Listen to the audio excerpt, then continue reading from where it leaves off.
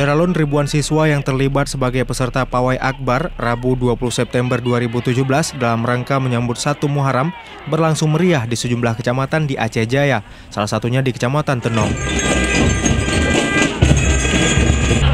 Kemacetan sempat terjadi di Jalan Nasional Lintas Banda Aceh Melabuh, tepatnya di Kede Tenom, karena ribuan peserta pawai memadati badan jalan di daerah itu.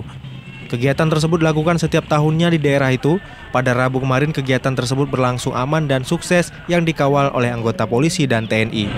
Untuk memperingati hari-hari kebesaran Islam, mudah-mudahan dengan adanya peringatan begini, insya Allah harapan kita, masyarakat kita untuk meningkatkan akidah agama kita.